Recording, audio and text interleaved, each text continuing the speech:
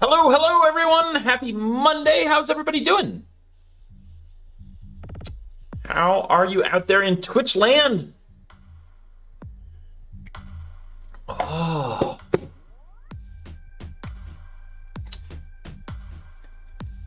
Doing well. Good to see you, James G. Memonex, DJ Marlis. Alan is at. Welcome. Nosh, great to have you here. Scave Rat. Krillin. Glad to have you all. Oh, hey, kill one, get one free.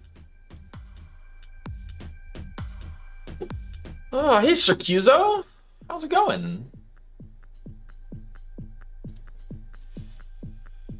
Hey, KWF. Glad to have you. Oh, cheers for the bits. Alan is at. I appreciate that. Hey, Robolay. Hey, Box Kid. AppSumo.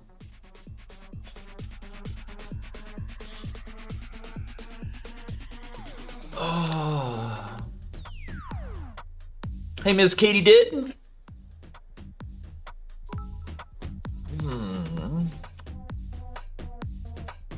Just watched a dancing coronavirus in a public health ad. Wow. James, thank you for the bits. I appreciate it. So, I was thinking maybe we'd do some keyboard stuff today. This music's really intense. Yeah, we've been so focused on the robot recently. I haven't gotten a chance to finish up this keyboard build we've been working on, and I'm very excited, as you can tell by my pounding off the table. I'm always told to not do whenever I'm in a podcast. I have a bad habit about pounding on the table when I'm excited. Yes, the wheels on the robot are loud. I think I'm going to leave it off for this stream. I've had kind of I don't know. I got off to a really good start today, and I was planning on filming and then streaming, and I fell down a rabbit hole, and I'm just now digging my way out. So I've got a little bit of time left in the day to stream, and I thought I would focus on moving this keyboard project along a little. But I did get some parts for the robot in the mail, which I wanted to show off. So yeah, I don't think there's going to be any public robot time today, unfortunately. I have to run in a little while. I've only got a little while to stream. So, but I will probably turn on the robot tomorrow. Yeah. What's the status on YouTube projects? I have been streaming too much and shooting too little. So no, there's nothing about to release there, but that was what I was supposed to do this afternoon, and instead I spent it cleaning the shop. Well, I fell down a rabbit hole, and then I came down here to clean the shop in order to make a shop tour video, because I didn't want to have a filthy floor in a shop tour video, and now here we are. So I thought I would show you some things that I got in the mail, like this Bluetooth speaker to replace the giant Bluetooth speaker that the robot has been carrying around, which is just excessive, and I've stolen from the house, so I need to bring it back to the house at some point. But I got this, which I thought was more robot size, and then I got a little tiny microphone for it, a little USB microphone. So I thought those would be good fits for what we're doing, and they were cheap on Amazon. So anyway, I'll add those on here. I might do that off stream, because I think really if it takes me more than a minute or two, it's going to be a lot of annoying Linux crap, or it will just work, and I don't think either one of those is very interesting. Was the speaker too big, or is it the robot was too small? The speaker was too big. The robot is plenty big for the size shop that I have. Yes. I have had this thought, since people are so much enjoying driving the robot, I was thinking that maybe the next robot should be a robotic vacuum cleaner, so that you all can at least clean the shop while you're driving it around.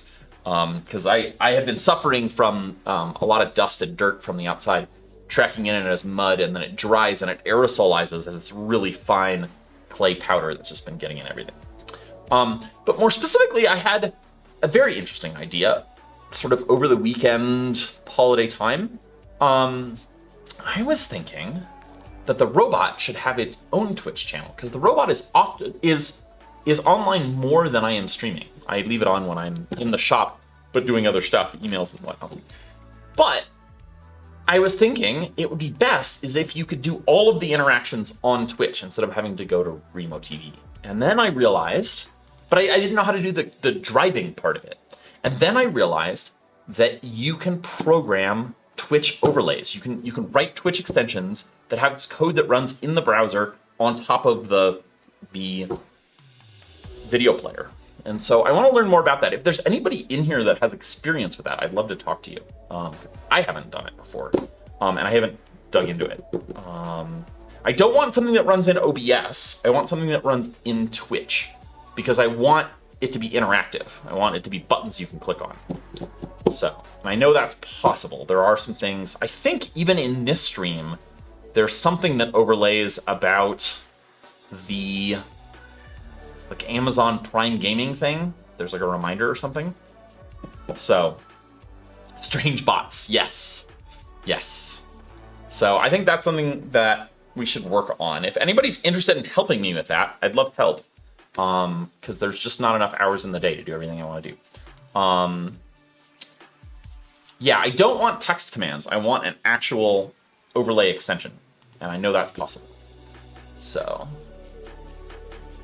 the Twitch control allows for bit donations to control stream. Yeah, that's what I want. Is that an actual extension you can use right now? Gaming W Geezers? Because that's what we need. Is there like a Twitch control extension? Let's go to my dashboard here. Just real quick and look. Oops. Extensions. If I just search for control, is that a thing? Crowd control.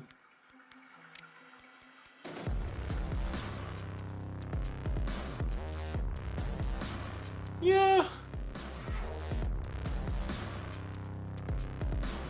Yeah, I don't want something that works on the rendering side. I want something that works on on the browser side. So, because it needs to be clickable, but we'll figure it out. I was just curious if anybody in here had written one before. This keyboard is a gift from the guy who gave me or lent me the kit that I'm assembling. So this is a Keyboardio Atreus. Atreus. So I'm still getting used to it. It is very, very minimal. So if you notice, like, it doesn't have any numbers or an exclamation point. Those are all possible, but you have to use a function key, and then it's the stuff in blue here. So I'm still getting used to that. So anyway, that's a gift from Jesse or Obra. I don't know what his Twitch username is. Yeah, I quickly took a peek at it, Patrick, and I haven't divin into it yet. But I think it's possible.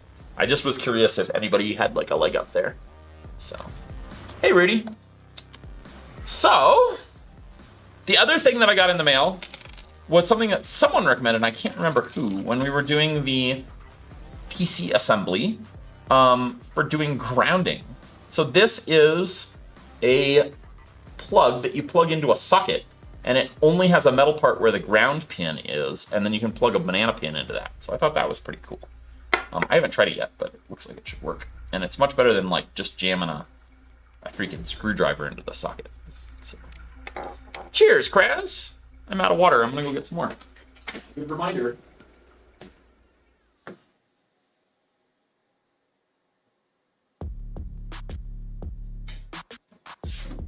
Oh. It's been one of those Mondays. I made a lot of lists, but I didn't get a lot of stuff done that I hoped. I really had hoped to shoot today, and I did not get going. Cheers. No, we didn't say Twitch chatbot. We're looking at Twitch extension overlay. Yeah. You can do the about section, but I still want to do an overlay. There is actually a thing called the Twitch overlay. Sandy Christmas was good. Mellow. This thing is from Static Tech, if anybody is curious. A Static Tech Banana Jack ground adapter. So, if you want one of your very own. Ooh, CJ wants to look outside. We can do that. Oh, sorry, Rudy. I'm going to reject your Drive the Robot request. Because I don't actually have the robot online right now. And for some reason, I'm not seeing any of those requests in my queue, which is really annoying. But once I reload, it shows up. Okay, so you'll get your points back, Rudy. We'll do that again another time. I promise. Let's switch to the outdoor cam, though. Because we got some snow. So it's also dark here. But yeah, we got, I don't know, 1 inch, 2 inches of snow overnight. And I drove my truck back there. We'll see if we can get it out. They haven't plowed behind the shop yet, so we'll see. It might be an adventure. Yeah.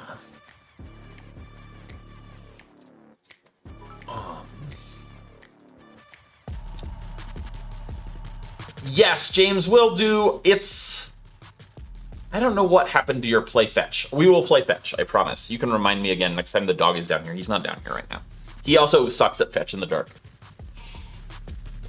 So, also, there's been a case of forest chicken down at the shop, so he's having a hard time being off leash down here without seeking out forest chicken. But maybe this snow will help.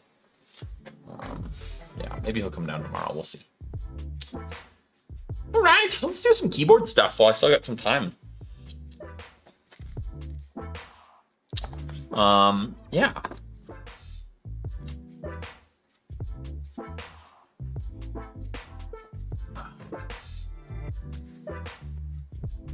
Yeah, aquafunkalistic booty whap. Yes, I know it's possible. There are some things people are doing that involve stuff that affects streams and things. So, all right. So, here we are. Here is our keyboard. All right, so we have all of the LEDs done on one half, and it's time to do them on the other half. And where the LEDs are. Here we go. So this is kind of a nice project, and like this is a nice part of the project because it's I don't know, relatively meditative, I guess. Just move stuff out of the way so I can move the microscope over. Alexa, turn on soldering. I've been gradually rearranging this desk. I have said several times that I've been frustrated with how it's set up, and I've started to finally get a little bit clearer. I pushed the monitor back, and I moved the laptop out of the way, like back and down, and I think I figured out how I want to modify my laptop stand that I welded together. I want to make the height adjustable, and I think I figured out how to do that. So, yeah, my secure gift, I'm way up in the mountains. I'm at like 7,500 feet, so sort of near Taos. So yeah, there's ski resorts here and stuff, small ski resorts. So yes, but we just don't there's not a ton of precipitation up here, so it certainly is getting cold enough. It's just not super wet. So, all right, and I got some 60/40 solder that hopefully should be better, and some rosin flux that hopefully won't be quite so toxic. So I'm excited to try both of those out.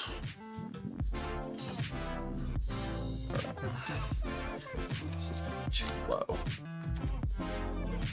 Oh, that's pretty good. Okay.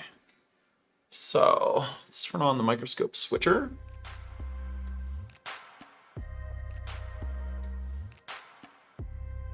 Okay. Turn on the microscope light. Let's see. And perpetual problem. That the top camera is not able to see very much. There. What's that? Let's go. Okay. So that's pretty good. Okay. Yes. That's a reasonable setup. Stay anyway. Let's get this square though.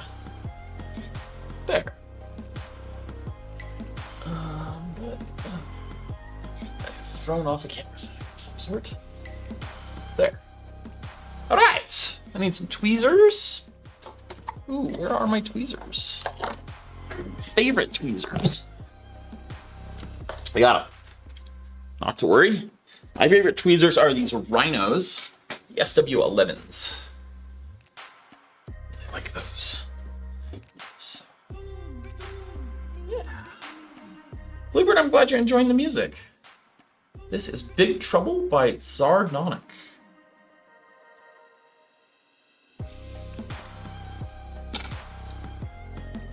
Courtesy of Epidemic Sound, which is one of my music services for licensing, so I don't get all those copyright claims and things. Okay. What did we decide on how all of these things go? We decided the big pad goes with where the silk screen is. We lost the microscope camera. What's up with that? Hold or something.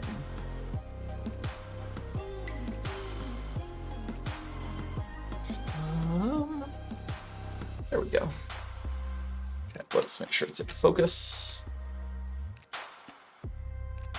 But there's not enough slack on this. It's getting pulled when we focus. That's the problem. I'll fix that. Okay. It's good enough for now. We'll deal with that in a bit. Tie it down differently. What's going on here? This microscope's a little dirty.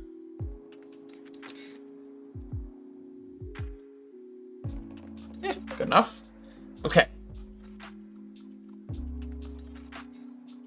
Oh, nice. I'm curious, Alan, I'm curious to see whether you like your WoW stick knockoff.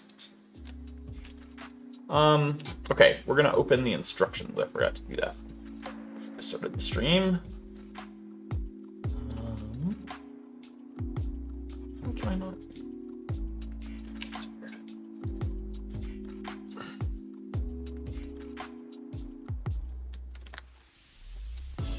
Something's wonky here, hang on.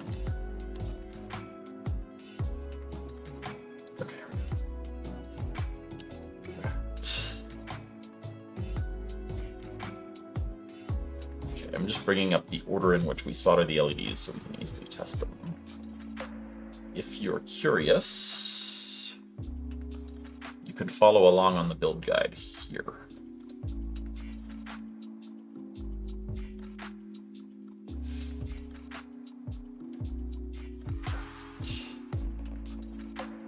And let's see.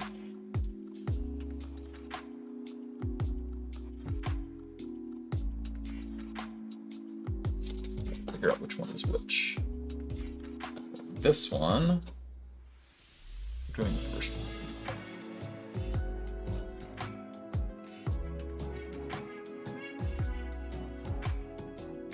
Okay, 1, 2, 3, 4.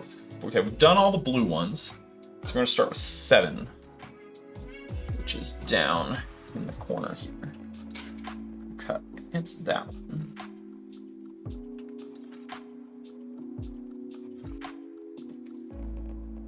Hang on, I'm gonna properly focus this, because I can.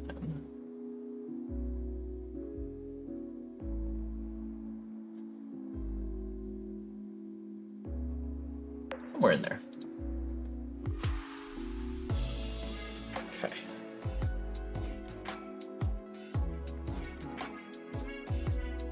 That's better. All right, let's do some soldering. New roll of solder. Hey, Jetpack Yoshi, I'm glad you're here. Good to see you.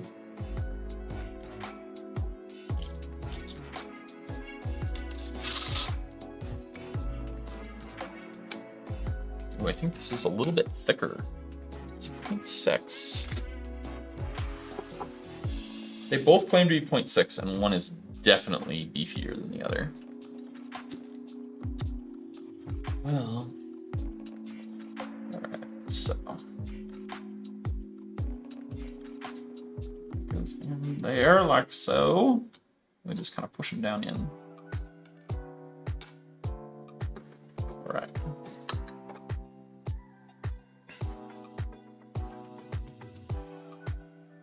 Ooh, that is gunky solder iron. Let's leave that. Also, what's going on here? We lose our... recalibrate our switcher here. Move the lighting around a little. It just changed my face lighting slightly. I don't know if anybody else cares, but I am slightly pleased by it. Okay, is that switching? Nope. Come on now. Do the thing. Okay, now it's working. But man, I'm still not happy with the way this camera's set up. Escape out, I don't know. I had a photodiode and it's simple. I could do something with ultrasound, but I haven't. That's really it.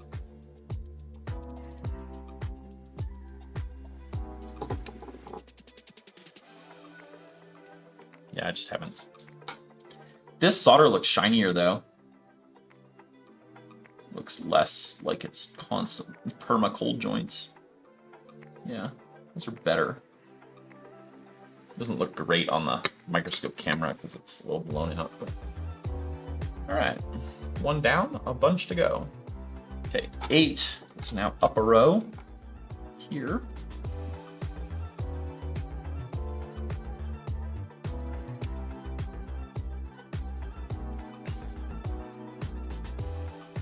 Oh, hey, the Becker. Yeah, it sucks that notifications are slow.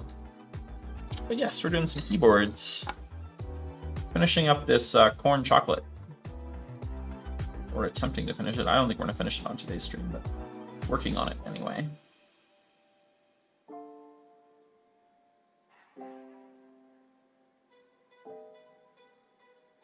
I'm going to turn this down. I realized I had turned up the soldering iron. I'm going to turn it down to... we had it at 270, and that was actually working pretty well. Let's do 280. Celsius, of course.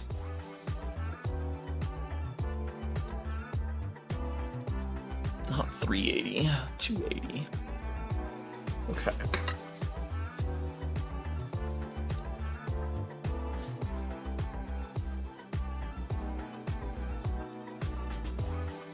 Yes, if you are sad about the slow notifications, join the Discord server. They're a little bit faster over there. Though we need to work on that too. Somebody, who was it? Jarlave has the fastest notifications I've ever seen. They are some of the fastest into the chat I have ever seen.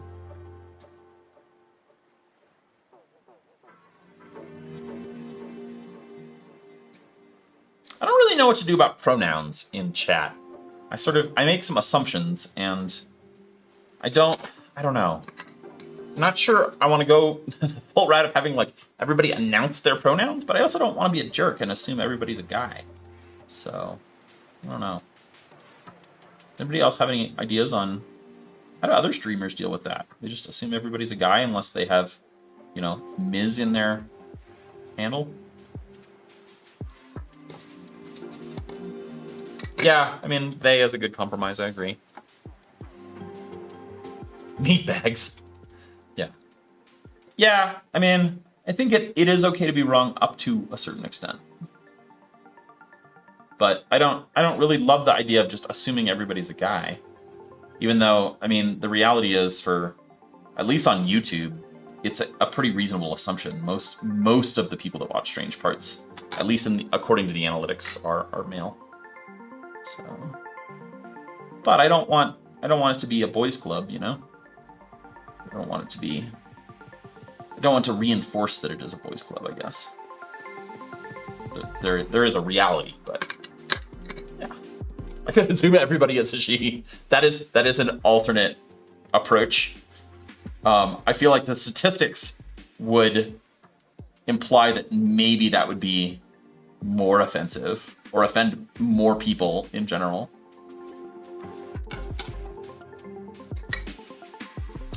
Yeah, I think it's reasonable to not call your shop the man cave anymore. I think that approach is reasonable, and at the same time I understand where that came from, and I don't think it was meant to well, I don't know. I guess in some circles it is meant to exclude women.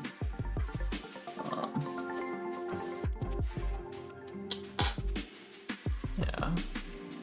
You're all for it if you make Apache helicopter an option also. Yeah. Yeah, I did too, Nosh. I also grew up in a time that everybody assumed everybody else on the internet was a guy, and turns out that wasn't even true then, let alone now. And I don't know. I have a number of women friends who have had to disguise disguise their gender and appear to be male in order to compete, in order to participate in online technical communities, and I think that sucks that they have to do that. So, I don't know. Ooh, I might have damaged this one. Hit the plastic a little. So, yeah, I don't know. I'm curious what other streamers do. Oh, we've done these totally out of order. Oh, these are going in columns, not rows. Okay. Well, let's get back on track. I got distracted by genders. By pronouns specifically.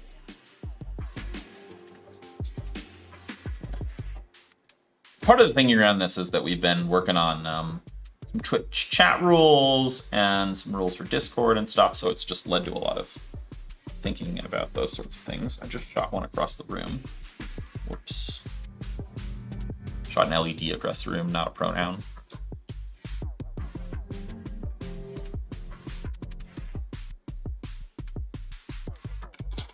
Hey, Jabowski.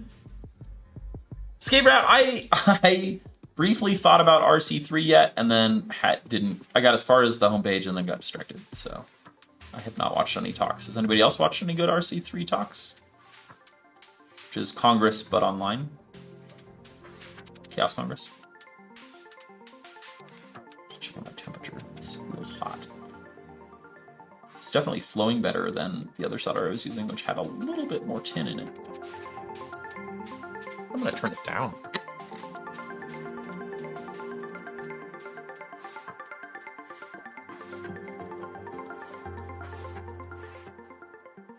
Go down to 270, I guess. Yeah, I mean, trying to be overly PC definitely can be exhausting, and it requires work. But I think it's worth doing. You know, it's work worth doing.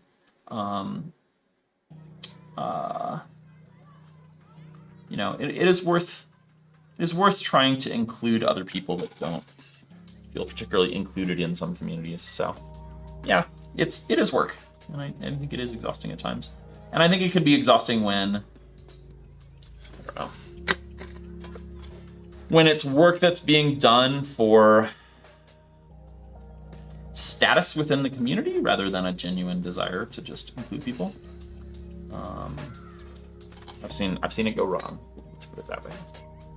So, yes, it's the problem that I have is not addressing all of chat. I actually don't mind saying guys as a collective. I don't know. I know not everybody agrees, but I think that has a meaning in English to imply that we're not talking about just males. More of what I have a problem with is when I'm mentioning someone who I only know by their Twitter handle and I don't know their gender. So, yeah, I understand people's frustration of like how being politically correct. I mean, I think politically correct kind of undermines the general, like even that word kind of undermines the idea of it. But I understand how that changing over the past 5 or 10 years is exhausting for people, and at times I've been frustrated by it too. But I still think it's worth sort of engaging with, I guess. Okay, so far so good on the LEDs that we've done in order. So, yeah.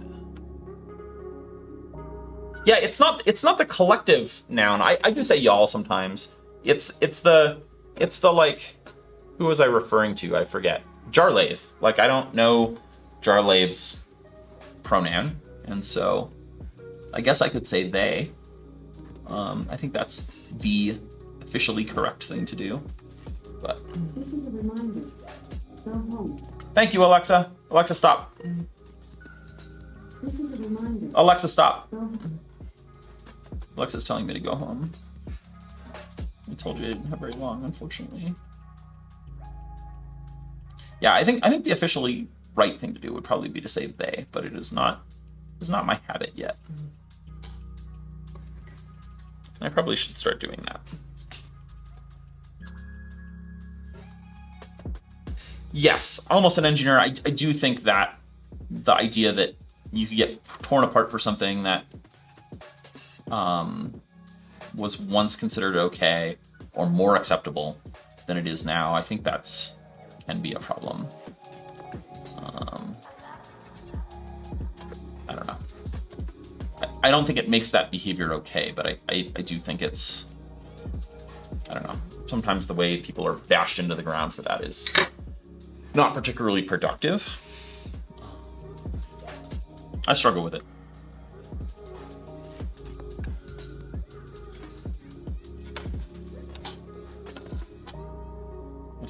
Because I think often the criticisms of that behavior are totally valid, and yet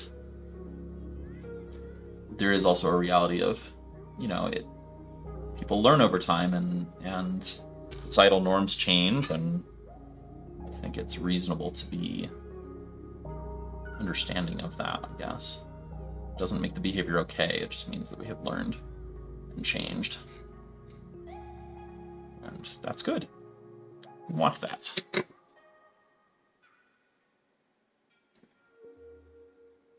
Yeah, I disagree with people getting completely canceled and destroyed for things that happened a long time ago. Up to a point. You know, if you murdered someone a long time ago, still should get, it still should be held accountable for that. You know, there are some things that are just unacceptable. You know, but yeah, I think, you know, when people are digging up 10-year-old behavior and skewering people over that, I think it's often a lot more about gaining status for the person doing the skewering or the people doing the skewering than it is about actually changing people's behavior.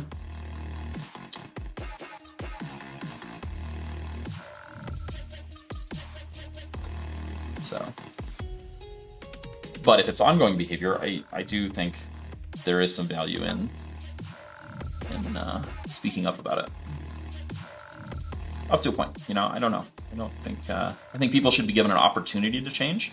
I don't think that everything should be immediate. I just shut another LED. I don't know.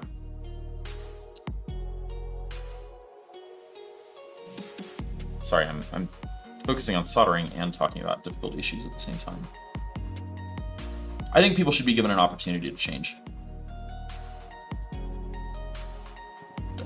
Modify their behavior and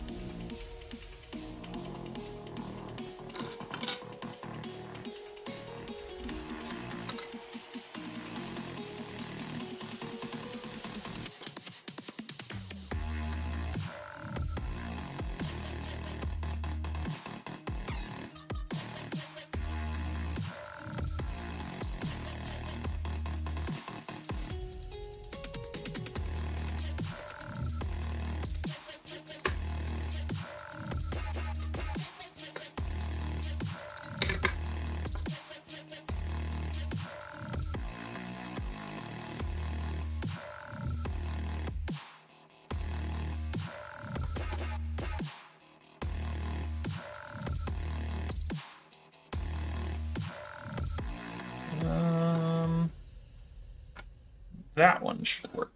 Why is that one not working?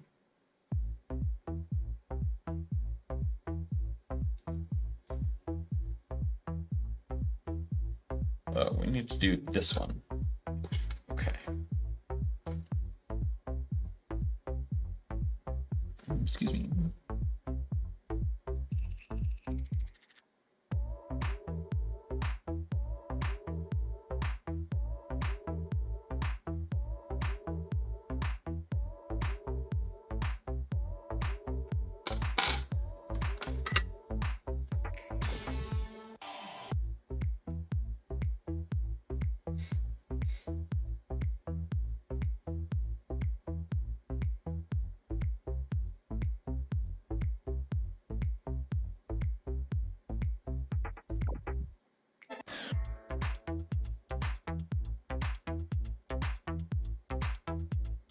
Yeah, I agree with you, Jetpack Yoshi. I think we're better off when we have diversity, more diversity in general on teams. In general, but you know, particularly within engineering, you know, you're building something that lots of people are going to use. It's good when you have those people well represented on your team. You think about a lot of issues that you wouldn't otherwise think about if you have a very narrow type of person on your team. So I have seen that firsthand in my software engineering experience. Okay, I'm gonna do a couple more. I do have to get going here, unfortunately. It's gonna be a very short stream.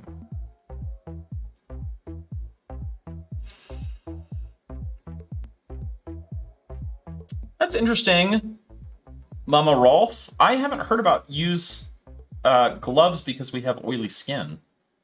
I have noticed that Louis Rossmann wears gloves, and I just assumed because he didn't want to be touching all that flux and solvents and things, or to look cool. I didn't know it had an actual effect on the soldering work. I don't end up, particularly when I'm doing small stuff, I don't really end up touching the components with my hands that much, so I'm a little bit confused how that works, but I guess as he presses things in with his fingers here.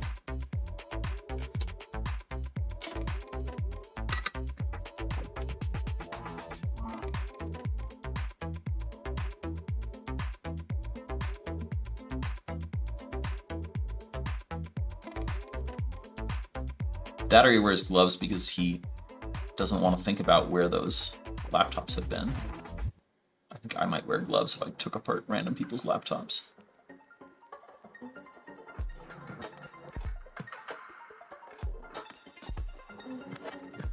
Not to mention their phones.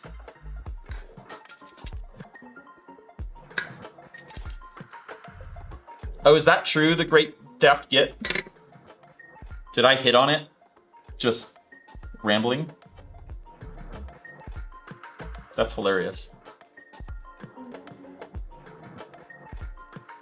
Sure, you don't want to just force diversity, but you also want to make sure that you're not excluding people from your team that would make a good addition, just because you have a preconceived notion in your head about, you know, who's a good fit or how that would work or whatever.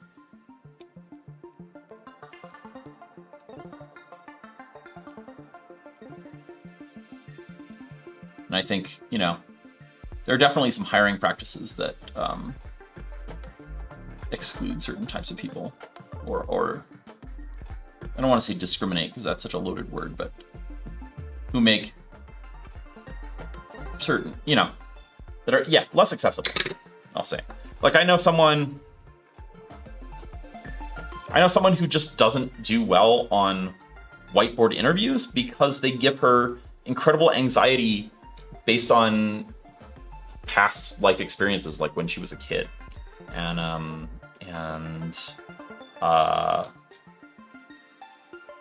I used to think that, so I'm a huge proponent of whiteboard interviews, or at least I used to be. And I used to think, oh, people who say that are just people who aren't very good programmers. And, you know, because a lot of people will say, oh, I don't do well on whiteboard interviews, you know, give me a real problem to solve. And the problem is that what I look for in a whiteboard interview is very different from what I know how to look for in having someone do a project, right? You know, in a 45-minute whiteboard interview, I'm often assessing how they think and how they problem solve and the types of thinking they're capable of doing. And, you know, like I rely on knowing whether someone can think recursively as a very important indicator of other sort of analytic abilities. And it's something that I expect software engineers to be able to do. But in hearing her experience interviewing, I realized that might be excluding people for completely different reasons that have nothing to do with their programming ability. And so I think that's the kind of thing that, you know, as at least in the software engineering field, people are starting to wake up to and figure out. And I don't really know what the solution is to that. Like, I don't interview people for software jobs anymore. So it's, it's not a problem I have had to solve yet. But I don't know, because I don't think the answer is just give people take-home exercises. And yet now I am starting to doubt whether whiteboard exercises are excluding people because of, say, anxiety reasons. That has nothing to do with their abilities, so I don't know. I haven't had any more enlightenments beyond that.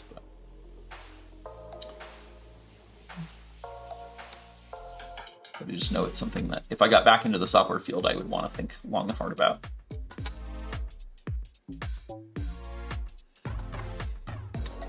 Yeah, I know a lot of people don't like whiteboard interviews.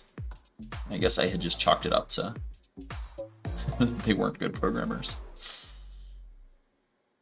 So, you know, I mean, it's of course then furthered by my bias, which is that I do pretty well on whiteboard interviews, and therefore have concluded it's because I'm a great programmer, and I'm beginning to doubt whether that is a one-to-one correlation, or whether there's maybe some other factors in there, like the fact that I feel pretty confident, you know. And you know, it's one thing if you're intending to interview for confidence, but that's never been something that I've listed on a set of interviewing criteria that I want confident candidates. In fact, if anything, I have excluded people as candidates because they were too confident.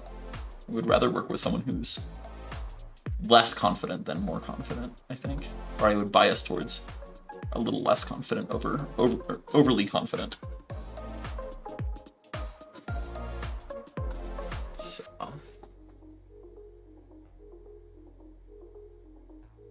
Anyway, I don't know how we got onto this. We got onto this through pronouns, I think. This is a weird stream in terms of conversation topics. All right. What are we doing? I feel like I'm just kind of cruising through these. Why did that stop working? There we go. It just plugged in weird. Okay. On bird.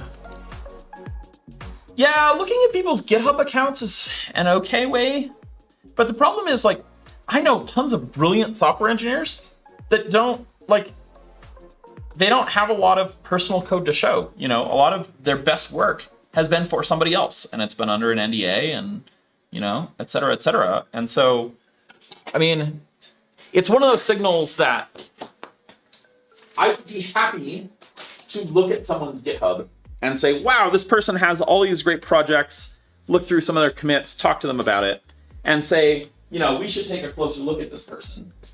But I wouldn't want to say, oh, this person doesn't have a GitHub, therefore they're not a good candidate, right? It's a signal that only works in the positive. It doesn't work in the negative. In fact, I would venture to say that some of the best people I have worked with don't have a personal GitHub presence, right? And that might be different for folks now. You know, I'm just thinking of like people I've worked with at, say, Google. Is this? I know I knocked over the ball. Is this thing not going? Ah.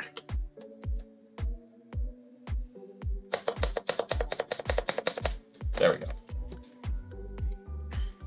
Yeah, LinkedIn, I feel like, is a little bit more, at least more feasible to, like, you could sit down for an afternoon and create a LinkedIn account.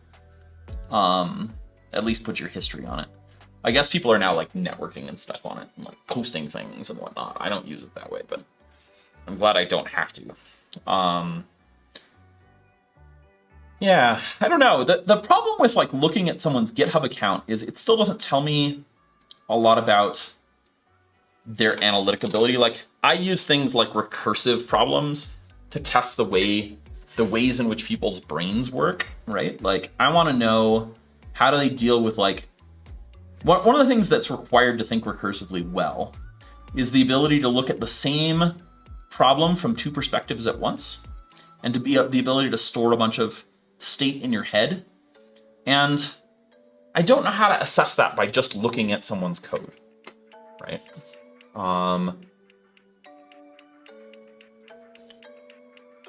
Yeah. Yeah, it does, XR. I don't envy folks like you that come from the defense sector, which I imagine is what you're referring to, given aviation.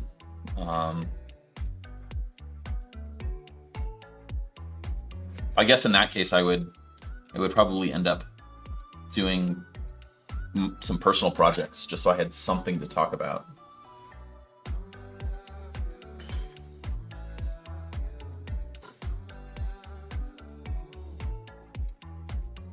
But I mean, you end up in that case, even just like working at, say, Google, you know, you're not always able to talk about what you've worked on, you know, and you may have been working on it for years. Depends on what area you were in. You know, if you were working on a project that was never released, like you may not be at liberty to talk about it at all. Good night, CJ. Thanks for tuning in. Yeah, I don't have a lot of love for recruiters, Scabrat. Yeah. I now understand why they are so maligned. They're I don't know. The way I think about recruiters is this. This is again turning into a very weird stream, but here is Scotty's philosophy on recruiters. You have to think about recruiters' incentives. So if you think about in-house recruiters are different, but if you think about contract recruiters, they get, what do they get? They get 20% of a candidate's, 20 to 30% of a candidate's first year salary. So, you know, software engineering, that could be, I don't even know anymore what are software engineers making these days in Silicon Valley? 100 to 150K, something like that. So we're looking at, you know, 20 to 30K up to what? 30 to 45K, something like that. And so if you think about it, a recruiter doesn't have to place very many candidates per year to like break even on their rent and food, right? A couple candidates, 2 to 3 candidates a year to you know, make ends meet. Which means that, like, one, it's an industry that supports a lot of people that aren't very good at what they're doing, you know, because what is it? Every blind rat gets a fish sometimes, whatever that expression is. But also, you know, yeah, they can afford to burn a lot of candidates, right? And afford to have a lot of stuff that doesn't go anywhere. And it's very cheap for them to send out messages and emails and things. So if they don't get it right, it's not a lot of skin off their back. Also, because you don't have to have very many successes, there are a lot of people out there that aren't getting those 2 to 3 a year, right? That are just trying their hand at it, right? Because they know that they're going to make a bunch of money if they do get one that hits. So, you know, and there's no cost to them to sending a whole bunch of emails or, you know, LinkedIn messages or whatever the hell it is. So, yeah. Yeah, 100 to 170K base, KWS says, which sounds about right based on what I know. And then, you know, if you get into senior engineers, it goes way up from there. You know, or you get into specialties or whatever. So...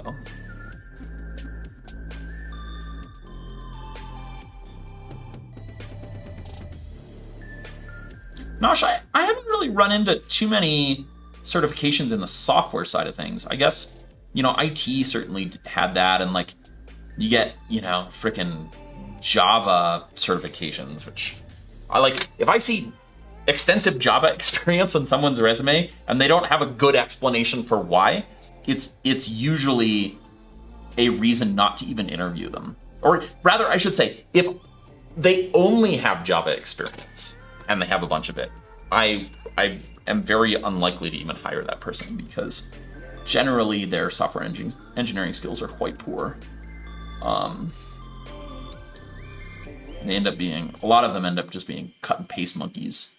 Because like nearly every software engineer I know, including some of the most brilliant Java programmers I know, have used a ton of other languages and have other projects and things. So they, you know, Java is not their world. There are exceptions to that, but few and far between. Up. Got everything working except the last two.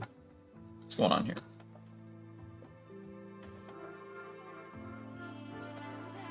Looks good.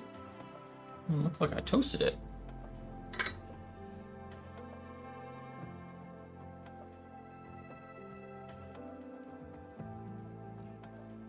Just gonna heat everything back up and see if that helps.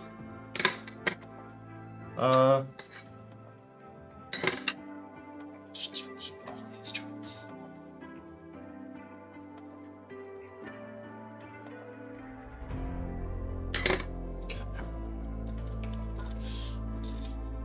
Blizzard, that hasn't been my experience, but also like, I haven't worked for anybody else in a few years. Okay, maybe it's happening down here. The data out.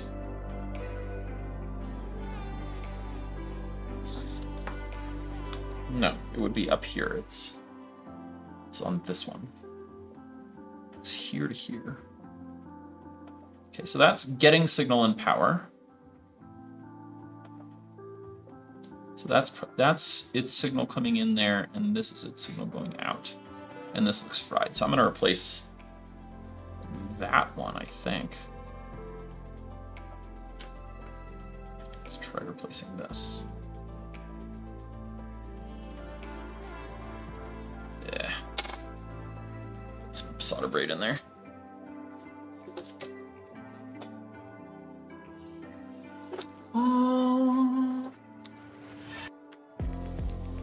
Yeah, I think it might be a dead LED or a dead pin on an LED. No big deal. I've got extras. I've got 5 extras. Should be okay.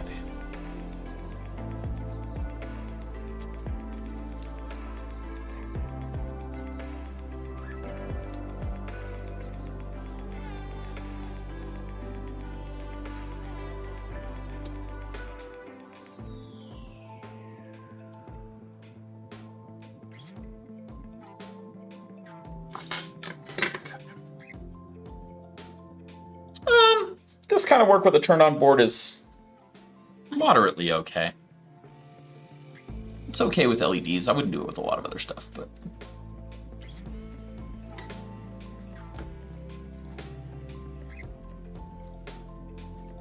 It does look like it's causing the other LEDs to blink. I'm not quite sure why, but... Alright. We can unplug it if you guys are going to be all paranoid and stuff.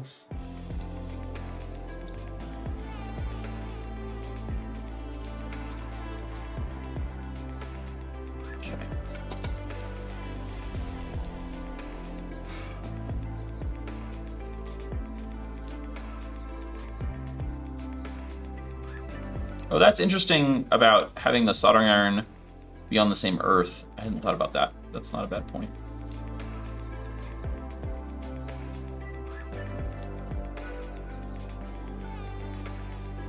I suspect you're right that that does matter.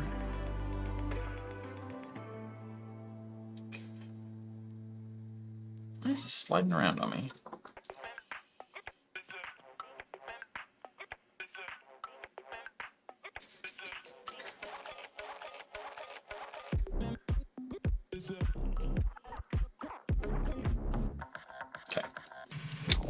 Try it again. Yeah, I've soldered LEDs live like this multiple times. Yay, it works!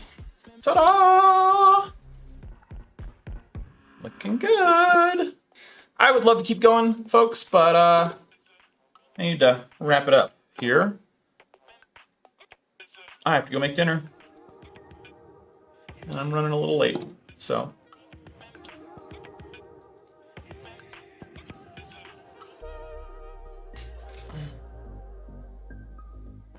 I have a brass cleaning nest here that I'm using. I don't use a sponge these days. I just haven't really needed it. With better quality soldering irons, it's seem super necessary. So yeah, kind of winding down here. Before you all take off, maybe there's somebody we can raid. Could pop in on Barnacules. Popped in on Barnacules in a little while. Let's do that. I don't know what he's chatting about. He was chatting politics earlier, but see what he's up to. I suspect I will be back tomorrow. Hopefully I'll stream tomorrow. I really want to shoot some videos. So I have 2 videos that I'm like trying to shoot. So I might do that tomorrow instead of stream. I don't know. We'll see. Thank you all for tuning in. I definitely appreciate that. And I hope you all had a wonderful Christmas and or other holidays in this holiday time. And yeah, I'll see you again soon. Hope everybody's hanging in there. I feel like we're heading into the home stretch here on COVID. I'm enthusiastic, particularly after managing to get a vaccine myself. So enthusiastic that everybody's going to do that, and we'll be back to a new kind of normal here. So anyway, let's go check in and see what Barnacules is up to. Take care.